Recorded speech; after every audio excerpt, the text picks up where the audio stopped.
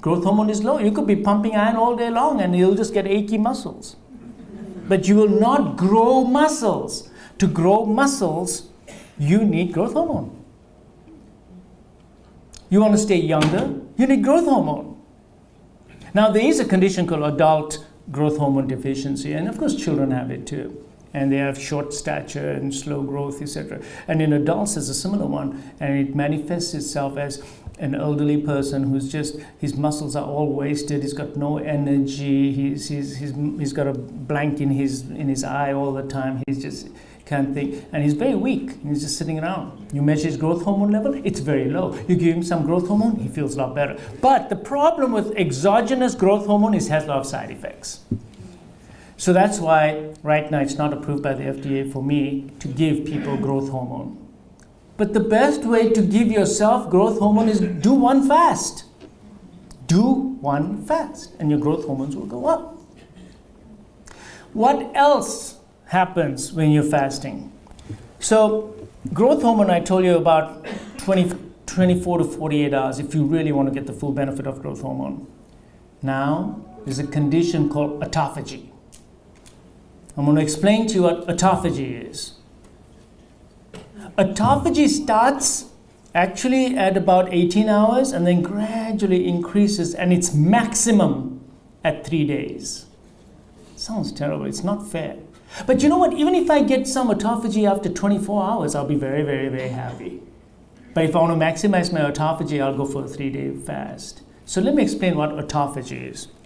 Autophagy, the Nobel Prize winner got it 2 years ago, got the prize on autophagy. So what happens in autophagy is that when you are nutrient deficient like this, the body senses that there's no nutrients coming in, and there's a thing called mTOR. mTOR levels go really, really low.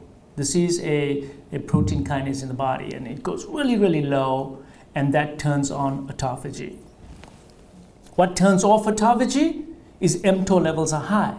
What causes mTOR levels to go high is eating mostly proteins. So let's come back again to autophagy. So what autophagy does is that it takes your cells, and the cell has a lipoprotein membrane around it, and there's all the intracellular organelles in it. But in the course of time, those cells, the intracellular organelles, some of them become redundant. There's protein lying around. Whenever there's work, there's going to be garbage. So there are old intracellular organelles and some proteinaceous materials that are just lying around in the cytoplasm. So the body says, I need energy.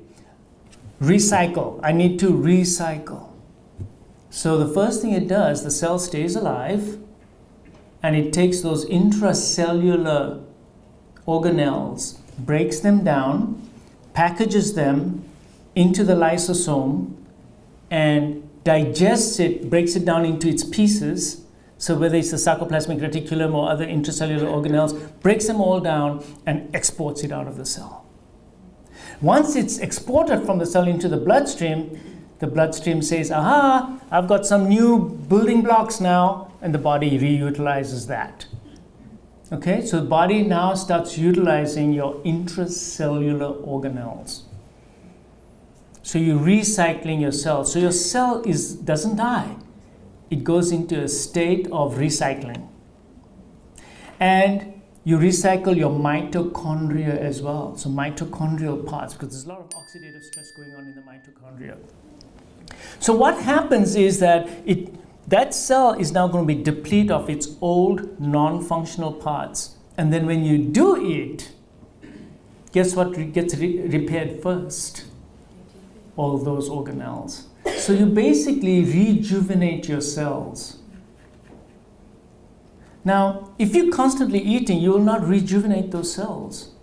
And the biochemistry is so beautiful that these cells now are functioning better, they're younger, and they are going to last longer. They're more resilient also to disease.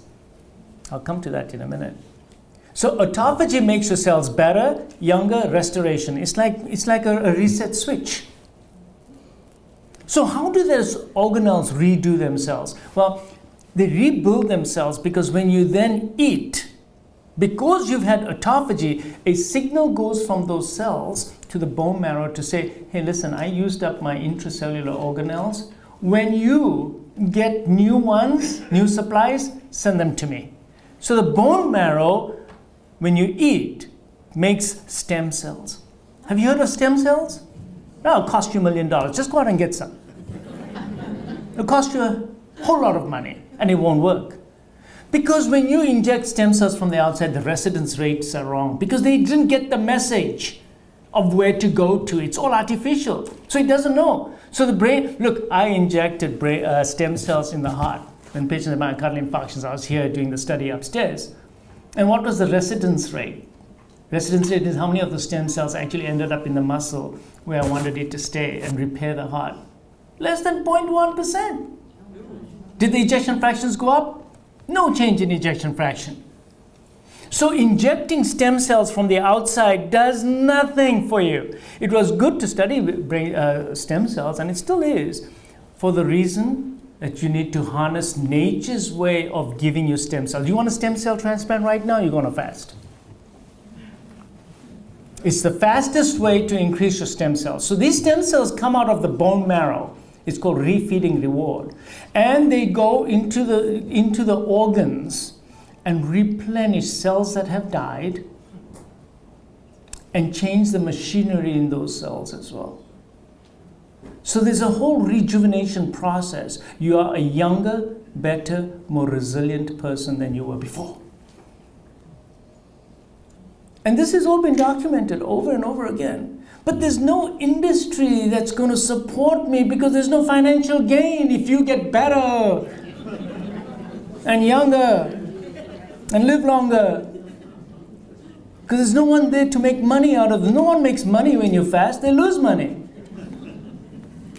So, boost your growth hormone, boost your stem cells. This has been very well documented. Not only in humans, in animals too. Well documented, over and over again. It's just that nobody's ever heard of it. And everyone thinks that, oh, fasting is just fasting, it's starvation, it's no good. But there's so much science behind this. So the next benefit, of course, is stem cell mobilization that occurs.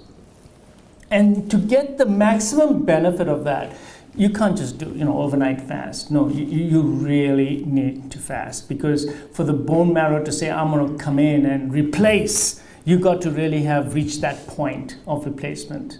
So you can't speed it up either. So the question is, can I do a 3-day fast? Of course I can do a 3-day fast. You got to prepare yourself mentally. You got to prepare yourself physically for the environment. Make sure that, you're with your best friends and environment. And you got to have water so that you don't get dehydrated. So you can do it. All of us can do it.